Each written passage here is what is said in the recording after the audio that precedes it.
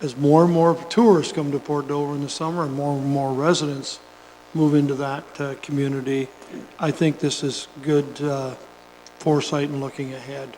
And what we can come up with, well, we won't know till we look. This motion asks staff to do that. You've heard the motion that Councillor Wells has moved. All those in favor? That is carried. Now, we're going back to where we were, way back on, it's now 7 o'clock. We have a few, not too many. Do you want to take a 10-minute break? Okay.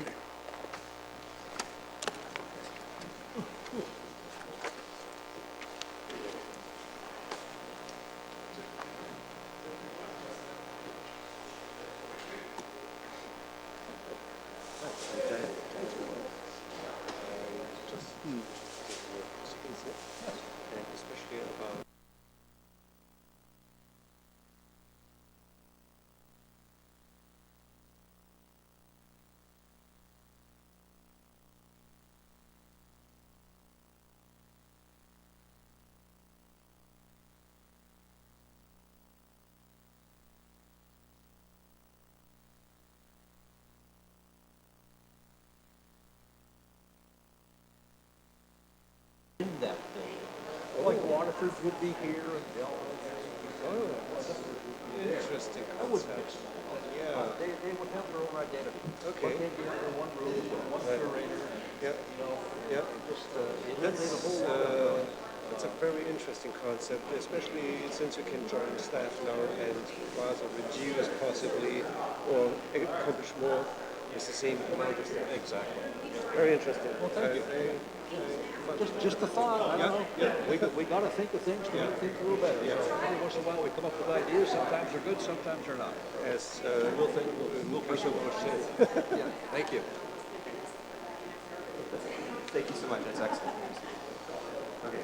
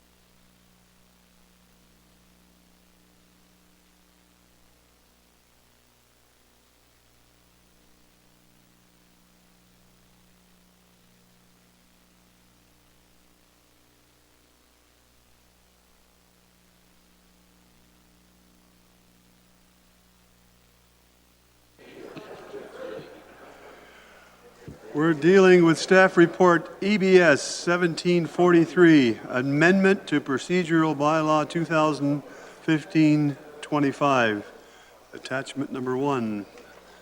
I believe Andy, you're dealing with this one? Thank you. Yes, sir. Thank you, Mr. Chair.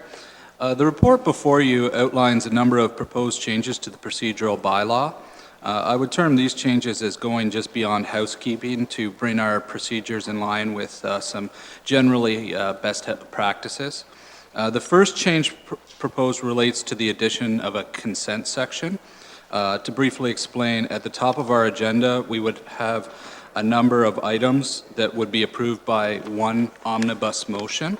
The chair, however, would ask if members desired any item to be pulled for discussion prior to that motion being moved. So some benefits of the consent section is that it allows us to address a number of minor matters quickly, and staff do not have to present on those matters. They would have to be on hand to answer questions if an item is pulled for discussion. So there's still the ability for council members or committee members to pull items and have them discussed, but we could move through quite a few items pretty quickly. The next item relates to granting me some discretion with agenda order, and it's really mostly a housekeeping matter in that regard. It's just upholding what I'm currently doing with the agenda throughout the trial period. The next proposed amendment is the addition of seconders to CIC. So that would be this form. Right now, we just allow a mover, which is a little bit unusual. I've not seen it used elsewhere that way. But having somebody second each motion actually has a potential to prevent the meeting from getting bogged down by one member. It hasn't been an issue with this current council, but if we have changes in the future, we could encounter issues with other councillors. Requiring a seconder is really just a simple way to make sure that there is a minimum level of desire amongst councillors to discuss and debate a matter. So it only takes a minute, and it would really probably help our processes a lot. The next item relates to the current requirements to provide 24 hours notice around the pulling of any item from the CIC minutes. Sorry. Well, we like this process, and we would like it to continue. We'd like it to continue on an informal courtesy basis. The reason for this is that we should not presuppose council's approval. So now, by requiring the 24 hours notice, if you don't pull an item, we presuppose that it's approved, and that can cause challenges for our business processes. It's better to have them approved by council at a council meeting rather than through them not being pulled, essentially. The final amendment proposed is to tie reconsideration to the term of council. The current one-year term is quite unusual. From a clerk's perspective, it's a little strange to have a council that can make contrary decisions on the same matter within their term. The one-year term could also have some unintended consequences. You can imagine if somebody is displeased with the decision, they could simply raise it again in 1 year. So ultimately, the one-year term is more likely to result in us revisiting matters on a regular basis. While there will always be times when we're required to revisit matters, the reconsideration process is really in place to make sure that it's council members that control when that happens, and that's what we'd like to focus on through amending the term. With that, I'll try my best to answer any questions you might have. Okay, Councillor Oliver, Brunton, Black. Thank you, Mr. Chairman. I have two questions for Andy. First of all, with respect to the 24-hour notice for any resolution to be pulled, I listened carefully to what he said, but on the contrary side, for me, when I get notified by the clerk's office that a councillor has asked for a motion to be pulled, I think that's a good thing because it does draw my attention to it. I look at that motion more carefully. If I agree or disagree with whatever the motion had said, it gives me some time to prepare before just all of a sudden at the beginning of a meeting, someone saying, I'd like to pull motion 17 and debate it. So I, for one, Mr. Chairman, I don't support deleting that 24-hour notice requirement on that one. I guess I'm not asking a question, but it's a comment. Go ahead, yeah. If that's allowed. The reconsideration thing on the next one, suggesting that we don't allow it during the term of council. I'd like the clerk to try and clarify a bit more if he's just simply saying it's unusual, or if he's suggesting it's in any way illegal or contrary to the Municipal Act that we follow the procedure that we do, which is within a 1 year, and it's got to be raised by someone who voted in the affirmative at the time, and it would require a 2/3 majority. And we've hardly ever done it as council. So what's the problem? Is it illegal, or is it just unusual? Through you, Mr. Chair, I would say it's not illegal. It's a process that you can establish. I would say it's an unusual practice, because usually when you think of reconsideration, your mind automatically thinks of the term of council. So there is some gravitas to council decisions, and part of that is that they're in place during that term of council. And through having a limited term, as our council does, it limits that ability. So it is something that council could obviously look at. If you aren't comfortable with 1 year, council could look at saying 2 year or something in the middle of that to appease both needs.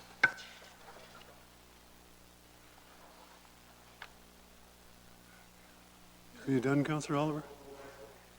Councillor Brunton? Thank you, Mr. Chairman. Through you to Andy. Andy, number one is the addition of consent, where I assume you're going to, on page 103, where you bulk items together, and when you say pull them at the meeting, not 24 hours ahead on that particular one. That'll be done at the meeting. Okay. Through you, Mr. Chair, correct. Okay, I wanted to get that one clear. And the next one is I like the items pulled by council, or prior to council, I guess, from committee minutes. But sometimes it's hard, you know, it depends when you ponder something over the weekend, and that, you know, you try to give you as much notice as we can. So I like the, how do you word it there? Informal. I like that process. I mean, you try to do it as much as you can, so I like the informal process. The reconsideration, I think that's a tough one to say you can't bring it up in the term of council, because there's going to be times, I think, when we pass things. Everybody doesn't watch council meetings or committee meetings, and we implement something, and all of a sudden we miss something. And we have to bring it back, because it's just not fair to the public or the people that are paying the bills or whatever. So to say 4 years, no, you can't do it, I find that difficult. It may be a case where we didn't get all the information. So sometimes if we don't get all the information, we make the wrong decisions. So I'm not in favor of the full term of council. So thank you, that's it. Councillor Black, then Councillor Columbus. Well, in the end, whatever rule we have, council can suspend the rules. Is that correct? That's a rule I like to remind council of the least. Yes, it does exist by 2/3 majority. Okay. So reconsideration. Rather than the 4-year term, could it be 2 years instead of 4 years? Or could it be making it a little bit more difficult from 60% to 75%, which would mean from 6 councillors to 7 councillors? Would that be an alternative option in dealing with the reconsideration rather than the term of council, but just making it a little bit more difficult, or even just 2 years? Through you, Mr. Chair.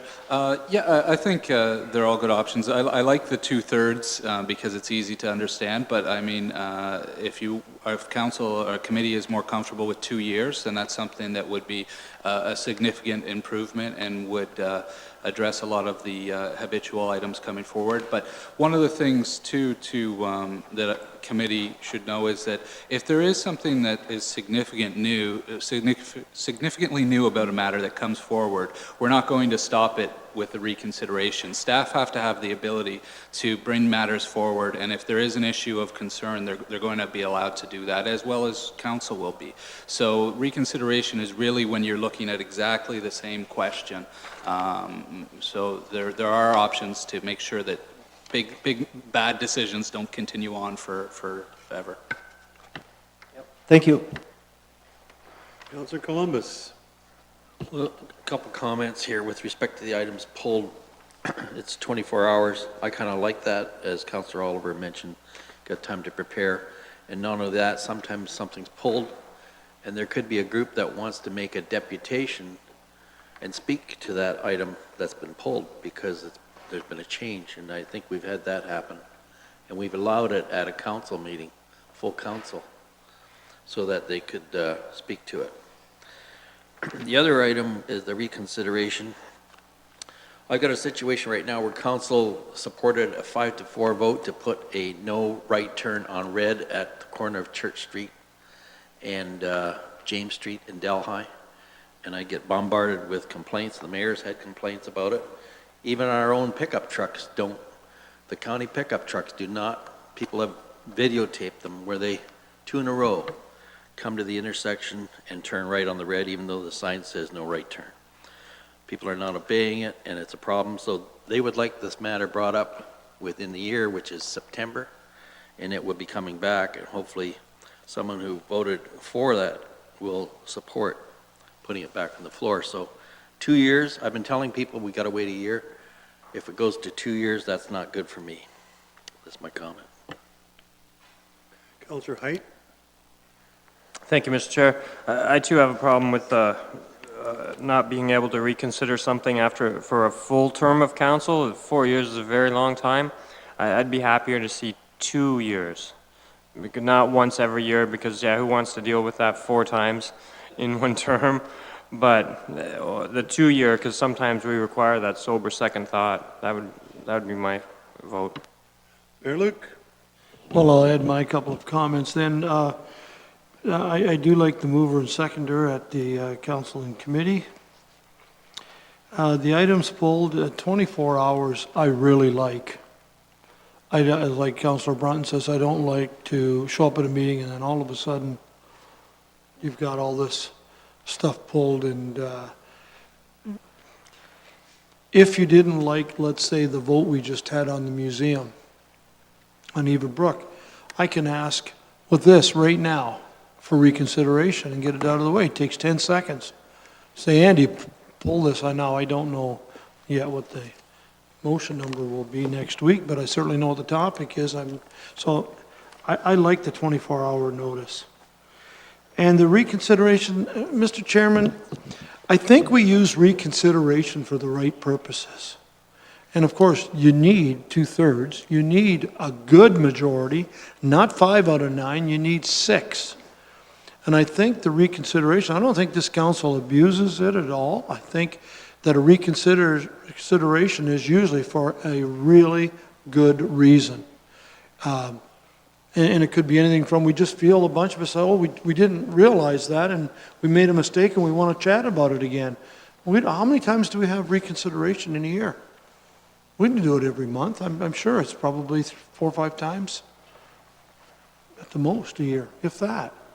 Not even that, maybe 3 times a year, it depends. But, so I certainly agree with the mover seconder. I like the 24 hours pulled, and the reconsideration, I like it.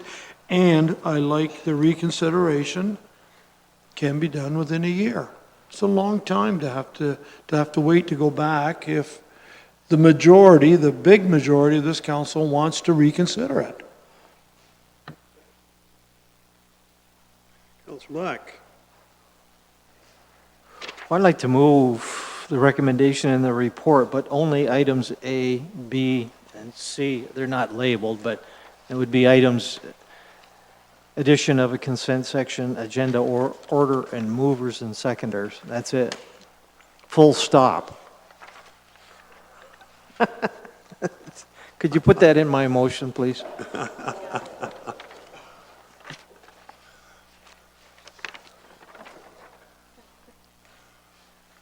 I have have some questions if I could, while the clerk, is anybody else? I'm on page 104, and it's the second paragraph down.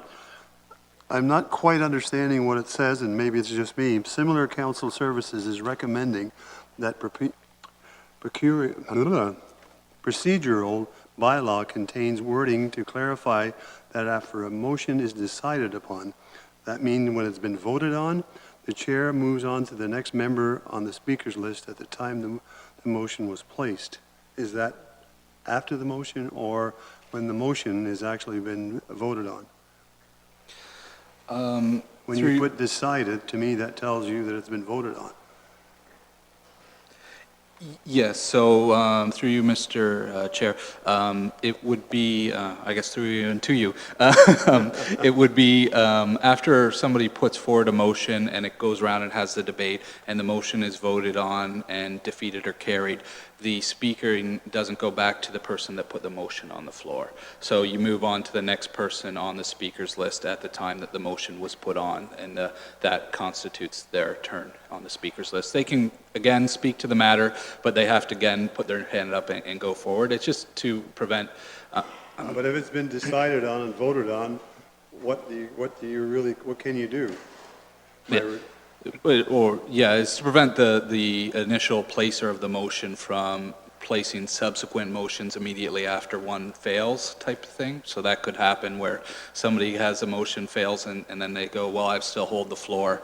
I want to place another motion respecting this. I still hold the floor. And technically, it isn't something that we need in the procedural bylaw, but it's something that I thought clarification was good on to make sure that we avoid instances like that. And the other thing is reconsideration. I would prefer that we, if you look back, and I've been here now for at least 16 into the 17th year, and I think have we had 3 or 4? If we had that many, maybe 2 or 3. So to me, I don't think we need to change that, to tell you the truth, but that's only me. So I'll leave it to council to decide as to what they want to do. And the clerk, I think you've got it all already.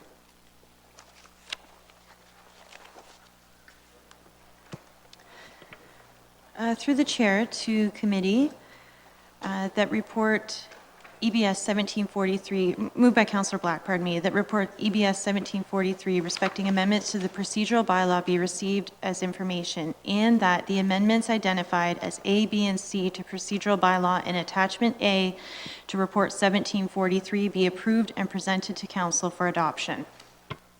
Councilor Brunton. Yeah, I'm a little confused on the reconsideration so are you saying? It's not included in the motion. It's not? No, so it's just the way it is. Okay. That answers my question. Thank you. Okay. So it stays as is? Okay, that's your motion? Anything further? If not, I'll call the motion, the motion. All those in favor? Sorry? What? All those in favor? That is carried. Councillor Black's motion. What? Oh, give it a rest.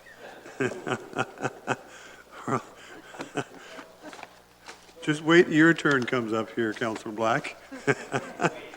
I know, me too.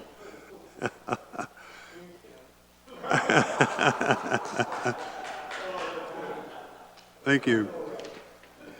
Staff report, EBS 1744, response to deputation of the Rotary Club of Norfolk Sunrise. Who's got this one? You? Okay. Thank you, Chair Geisens. This report is respecting the Catch the Ace. To begin with, I would just like to highlight that Council Services sees this as a really good news area. Anecdotally, we know we're just a handful of Ontario municipalities that are actually doing this lottery licensing scheme. Obviously, the real kudos goes to the Rotary Club. They've done a terrific job in administering this lottery. I did receive some feedback from the Rotary Club that was supportive of this report. However, I understand the issue of this report is broader than just one group. For Council Services, a slow rollout of Catch the Ace is ideal, as we only have the ability to administer perhaps 3 of these events at any given time. While we can't have any preference in terms of issuance, This is a fairly complex licensing scheme, so it does make it easier if we have a group like the Rotary Club that we can regularly work with. So when we have a group that proceeds with Catch the Ace, we have a vested interest in seeing them succeed because it makes our work so much easier. As a result, we like to ensure that in the unlikely chance of an early draw, that they would receive a license for no charge, as indicated in the report. Just to make sure that they're not losing any money, we want them to profit, because when they profit, the charities in the community profit. In terms of the group's desire to get involved in Catch the Ace, but lacking the initial cost, we would recommend running a couple raffles to build up those funds. And it's also a good means for preparing volunteers for the weekly ticket sales, which can be quite a lot of work when you're doing Catch the Ace, because it's really the ticket sales that generate the success of the event. With that, I'll try my best to answer any questions you might have. Questions? Mayor Luke. I think most of us are familiar with this new form of lottery.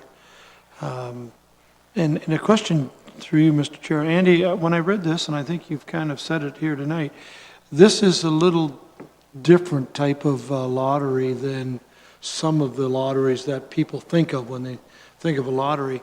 What you're saying here is, for this one specific to be successful, it really needs to be very well organized by the group, because every week you're on to sell those 400 tickets. Is that a fair statement, that this is just not somebody come in and say, I want to get involved in this, and here's some money, give me a license, and away they go? There's a lot of organization here and a lot of staff time.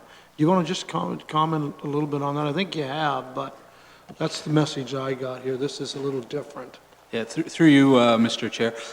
Yes, this is one of the most complex type of lottery licensing that we run. And to go along with that, though, it also hopefully has the highest dividends. And we're certainly hopeful that at some point a ticket is drawn, and we have some really good end to the Rotary's one. And I don't know if people I know around the table might be buying one. Hey, if you won... I don't have one. No, you don't have one this week? All right. All right.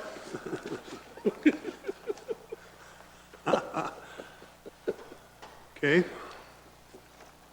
I guess we can move forward. Do we have a motion to that effect? Mayor Luke? Yes, it's on the first page. Thank you. Thank you. All those in favor? That is carried. We're finally done with all of our staff reports. Moving on to communication. Cornelius Goosens, bylaw 316 lighting facilities. That's on page 153. Mayor Luke? Thank you very much, Mr. Chair. I'm going to move a motion that we send this correspondence to Mr. Baird and have him look into this matter and report back to council. I'm hoping if it isn't next week, then it will be certainly when we get back in August. And if I may speak to that motion, Mr. Chair. Go ahead.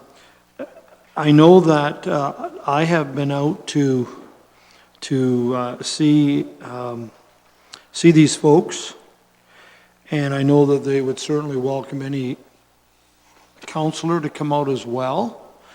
And I was out there at 9:30, 10 o'clock, and I think that this is something that can be fixed relatively easy, but that's up to staff to do that. So I'll leave it at that, my comments, and see what they come up with. Okay, thank you. Okay. All those in favor? That is carried. Madam Clerk, did you get all that? Thank you. That's it for the reports. Other business, starting with Councillor Sonnenberg. Anything you want to bring forward? Although it isn't on our list, but is that going to get off our list too on committee? Sorry, that's an error. We'll put it on the agenda next week. Thank you.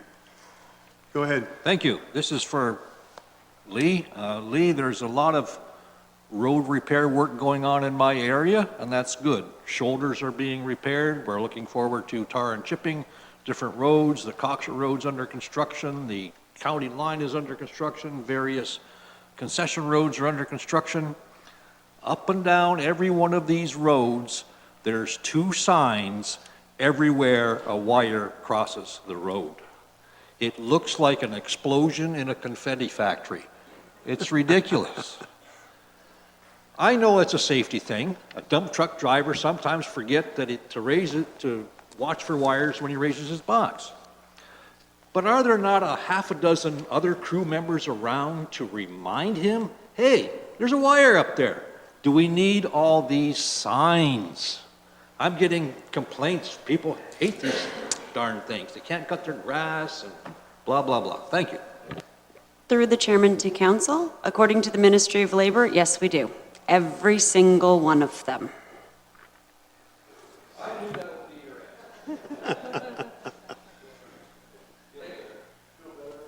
Councillor Height, anything? Thank you, Mr. Chair. I have a few things here. I think it was in 2015, county repaved Town Line Road, well, from Forestry Farm to Town Line Road. Did a great job. Now I see that it appears a contractor has gone in there and he's dug up part of our road to put a service into a house just north of town. And they butchered our road. And now there's gobs of pavement, and who handles that or allows them to do such a thing?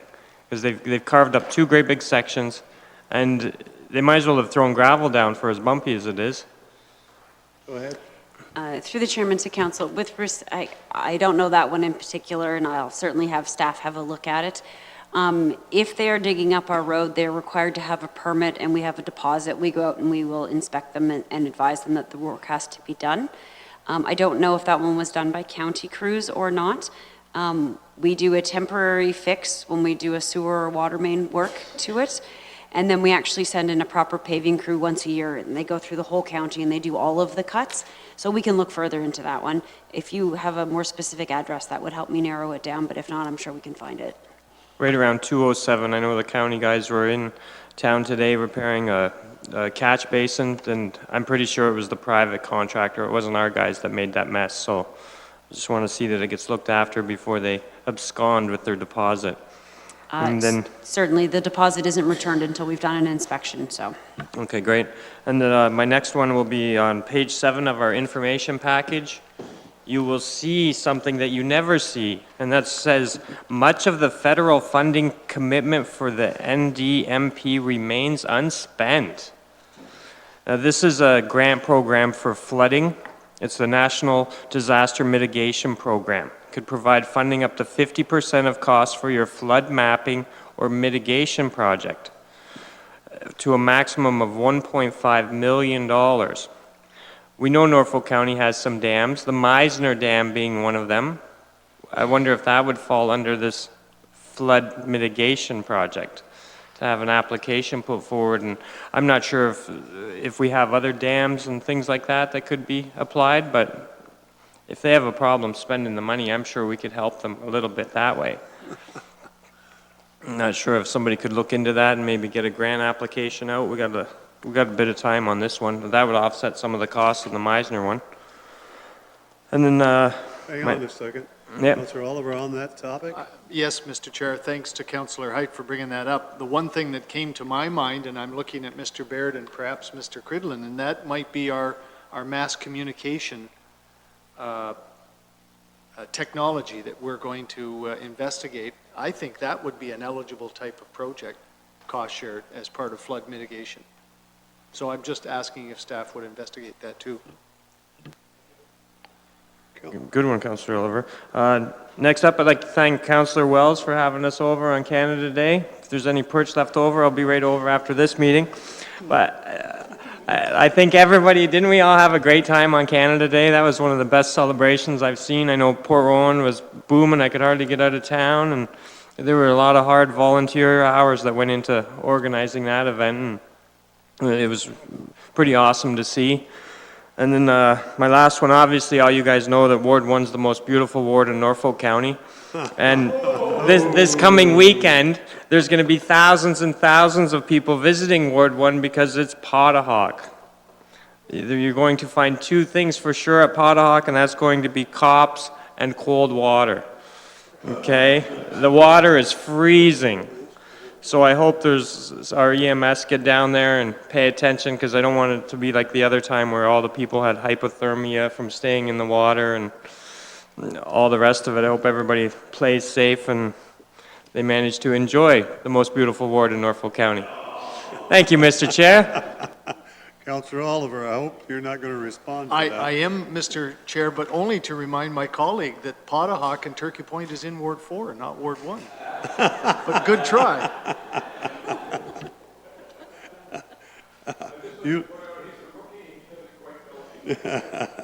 He just wants it, that's all. Councillor Wells, other business. Okay, Councillor Black. Well, I did have something, yeah, I've had some complaints about our complaint policy. So, yeah, it's, Mr. Chairman, and I'm not sure who to send this off to, maybe the county manager or Chris Baird, but it seems in the last while, people will call myself or fellow colleagues and complain, and now with bylaw, I guess you have to, these individuals need to write out a formal written complaint. And then most recently, I had a gentleman complain to me about, I think, a manhole cover down the Norfolk Street South, at the stoplight there, Evergreen. And I just put the complaint in, and then staff got back to me and said, well, have the gentleman that complained to you complain to Delhi and write it out. But it just, he was a little bit upset with that. It seems a big whole rigmarole to put a complaint in. So are we doing things differently, and why are we doing them differently, and why can't people complain to the counselors and the counselors send the complaint to staff if we have their name, address, and phone number? So I guess to the county manager or Mr. Baird maybe, or Public Works. Mr. Chair, maybe I'll just start off. As it relates to bylaw, we need to have a written complaint to initiate the legal process.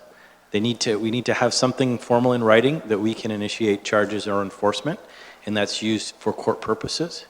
With respect to CSD or work orders or those things, I won't speak for them, perhaps Lee will jump in, but our processes are designed to receive a complaint and run it through the process.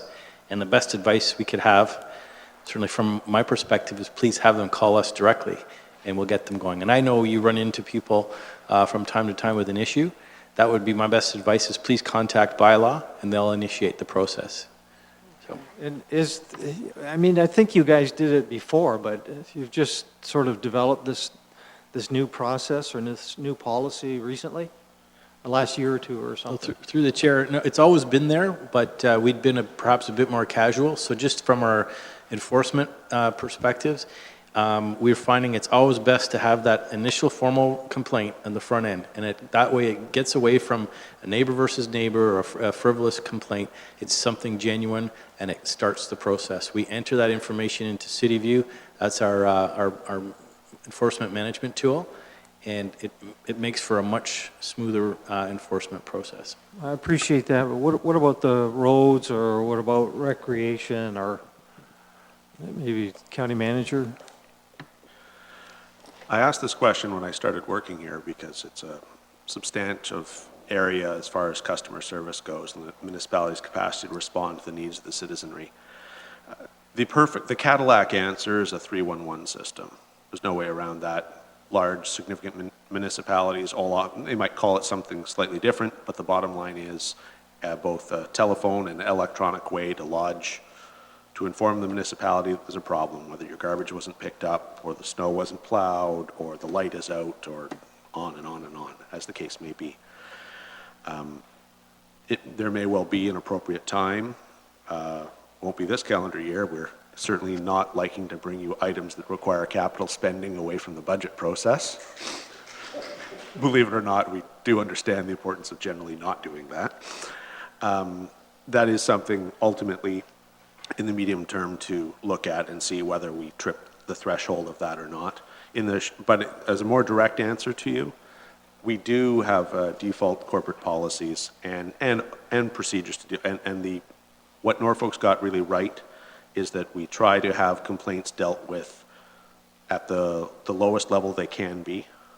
Staff, if staff can't handle it, a supervisor, and if a supervisor can't handle it, a manager, and if a manager can't handle it, the general manager can't handle it, it comes up to me. If I can't handle it, hello, county council. So we do have the right policies in place. The right approach is a default. Every one of you has the right to take complaints from your citizens. Every one of you has the right to either contact staff directly or contact my office, as the case may be, and ultimately we will, and we do try to engage the mechanism. So from what I've seen as the relatively new guy, we do have a good mechanism, or as good a mechanism as you can without a proper 311 system. And the ideal way, unfortunately, costs huge amounts of money. But apart from that, we have something that seems to have worked. I've actually been fairly impressed. If there are specific instances, or if you'd like a different mechanism, we can certainly give you contact numbers more easily for people in different departments so that you yourselves know maybe how better to refer calls. That's something we can do at little to no cost to ourselves. But generally speaking, we do have an efficient, functional mechanism. And I really like the answers I heard when I asked the questions in my first week or two here. Councillor Brunton.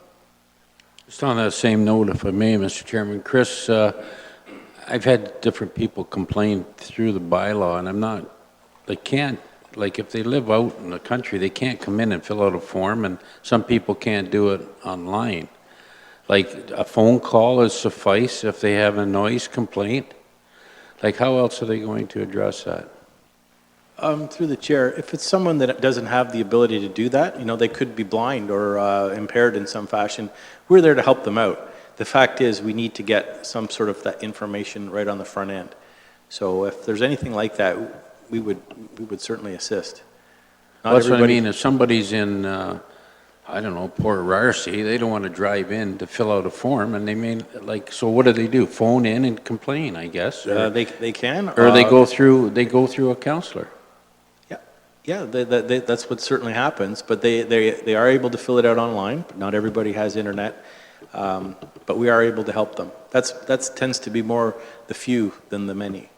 Well, see where it goes. Okay, Mr. Chairman, I have just two quick items. One, maybe Lee can answer. When's the Queensway West paving? Do you anticipate that might start? Through the chairman, we don't have a finalized date from the contractor at this point, but we'll certainly provide it as soon as we have it. I was just wondering if it would be before or after the long weekend, the August 1st weekend. The town gets a little more busy at that time, and if some form of scheduling has been planned.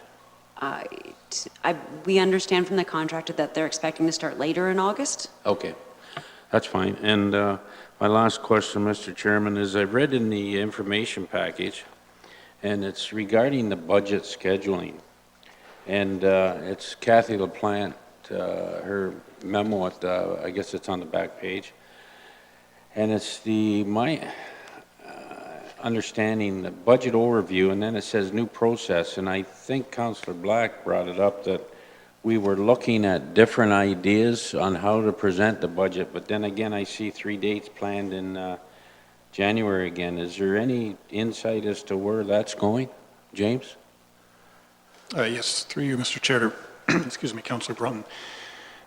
So there's going to be a couple things this year related to the budget. I'm, in response to Councillor Black's motion, there is a report going to Council hopefully late August, September, which will outline a number of new ideas that we have with the budget process. The November meeting, the November 23rd meeting, is going to be a overview of, I guess you can say, budget drivers, economic challenges that we have, and it's a chance to answer a lot of questions related to the upcoming budget. So that's the reason for that November meeting. So you say it will be late November then, or are you talking earlier or late November? It says late November here in the memo. The report you referred to, is that coming up in September, you said? Through you, Mr. Chair, to Councillor Brunton, the report which will outline our ideas for the new budget process, specifically the tax operating, will hopefully be in August, perhaps September, and then the November is an actual all-day meeting where we're going to have an agenda and we'll talk about the budget drivers that'll be coming up in January. Okay, thank you. Councillor Oliver. Chairman, I just have one item that I want to bring to the attention of members of council, and I guess Mr. Baird, and through him to Mr. Hoskin in particular. On the desks, I put a little brochure here about a new business called Fresh Spoke. And as you can see, it's a business that is promoting and facilitating, I guess, local food and where it comes from, and most importantly, the distribution. As you know, the SCORE Food Hub project has been coordinating getting local small producers, small and medium producers together with primarily institutional food purchasers of local food, and with the understanding that sooner or later SCORE was going to have to back away from that and someone else would take it over. And this is a new tech company, Fresh Spoke, who made themselves available to SCORE as a possible solution to who will take over the Food Hub project coordination.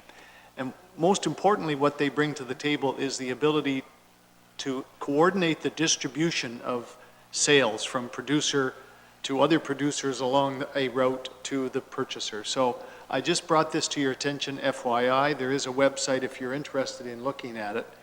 And hopefully by year's end, if not before, our producers and our institutional food buyers will now be getting serviced through Fresh Spoke rather than SCORE. Thank you. Councillor Columbus. A couple things I just wanted to mention.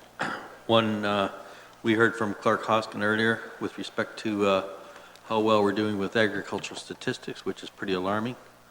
And being that we are known, Norfolk County, as the Garden of Ontario, it was interesting to note that farms with total gross farm receipts of $2 million or more, in 2016, there was 62 of them. It's pretty impressive. And I think a lot of them are in Ward 3. I know Councillor Height was bragging about Ward 1, but so I think Ward 3 is probably the Garden of Norfolk. Anyway, we'll leave it at that. Ms. Robinson, I was wanting to ask you last week or the week before, I asked about the unexpended dollars in for capital projects with roads. And when do we expect a report to be coming forward with respect to the dollar amounts that's unexpended and what roads we could possibly upgrade with that? Through the chairman to council, that memo will be in the information package for next week. Great, thank you. Mayor Luke. Okay, I only have 5 items, Mr. Chair. Are we going to get home by 9 o'clock? We have 2 hours. Thank you. You have an hour and 8 minutes. I know I think Don't look at that clock because you're a little behind. He got it. I'll be very quick. This Saturday, Bacchus Mill, along with Potahock. Bacchus Mill, our Canada 150 county group has put together picnic at Bacchus. And they were going to try to get into the Guinness World Record book of having the longest picnic table ever. It is from 11 to 2. If you bring an egg salad sandwich, you'll get in free. So a picnic basket will get you into Bacchus if you attend that picnic. 11, and I think we eat around 12, and it's over at 2. So a question to Lee Robinson. I was called by a resident of Hastings Drive in Long Point and asked if a road is blocked out, who do we call? And I was a little hesitant to say an emergency number because we know that that road is, for the most part, a little different than a normal maintained road. And now I know in the summer, is there a specific place to call when the road is washed out? Through the chair, if you may. Through the chair to council, I guess it depends on what they're asking. Yes. So if we're expecting any kind of poor weather, we actually make arrangements for staff to go down and actually check on that specific road. I know they do that, yes. Because we're well aware of issues with it, so we actually make arrangements to proactively do that. If they're referring to once the road is closed, with respect to staff, Yes. I'm not sure what calling us, like, Well, Public Works, Norfolk County closes the road. So if it's closed, I'm not sure what additional it. items they're looking for. okay, I wanted to make sure. If they have an emergency, when the road is closed, then by all means, they should be calling 911 to address that emergency. Thank you very much. And it was sort of along the lines of what I was thinking. We maintain so far, and then in the off-season, we don't do it. Another question for Lee Robinson quickly. This is kind of, I don't want to say it's trivial, but I've had more than one complaint, probably 3, about residents seeing people going into blue boxes out at the end of the road, often on bikes, picking out beer cans, and they're concerned. I mean, they're obviously, they turn into money for people, and as long as they don't end up back on the, but their residents are saying this is going to cost the county because we get some revenue from that aluminum. Has there been any complaints or concerns, Lee, that you know of? I say I've had 2 or 3 now, 2 for sure, I think a 3rd one. And I said I'd get back to them. Is this a big concern or no? Through the mayor to through the chairman to council, it's a question that's raised, I'm going to say, in every municipality Yes. that has recycling. At the end of the day, all of the investigation that Norfolk County has done is that the cost to enforce people from not going through blue boxes far exceeds the amount of revenue that we would be losing. And from a financial benefit point of view, we would spend more money to enforce something than we are currently losing. We do enforce it if we have a particular individual that is causing, I'm going to say, difficulties. So for example, if somebody is going down roads and basically dumping blue boxes everywhere, picking out Yes. whatever they want and not putting anything back, and Okay. we will Yeah. enforce that. If somebody's simply taking out a beer Taking bottle out- or a yeah. wine bottle, it's not something that we typically No. enforce unless it's actually causing other That's issues. my thoughts too. Thank you. One more for you, Lee, then I'm going to go to Mr. Cridlin. I've had questions, and I question this myself. Are watering restrictions, even numbers, even days, odd numbers of the street, odd days, and it's my understanding that watering your lawn is from 9 to 11 a.m. in the morning and then 7 to 9 at night. What I'm getting complaints about is, and I have seen them myself, every morning at 7 o'clock along number 3 highway, commercial properties with their sprinkler systems going full blast. So I'm asked, is there an exemption for commercial properties? And one morning at 50 Colburn Street on an odd day, the sprinklers were going out front. So I'm wondering if the county's exempt from that as well. I'm just, Yep. I'm not looking for trouble. I'm just wondering if there's a clear rule on this, on these lawn sprinklers going when they shouldn't be. Through the chairman to council, there are no exemptions to the rule, with the exception of freshly laid sod. Yes. To ensure that that's able to take off. That is the only exemption to the procedure. Typically, if it's noticed or reported, we will send a letter asking them to please comply with that. So anytime somebody sees that, if they can let us know, that would be much appreciated, because that way we can issue a letter. If I may report to you, It's, your department? certainly, if you send it into Public Works, we can take care of it. And what is the 9 to 11 and 7 to 9 at night? That is in effect or not? I don't recall the exact hours, so I will certainly get that information and circulate it to Yeah, I council believe those I looked at- tomorrow morning. It's definitely odd days and even days. I just don't recall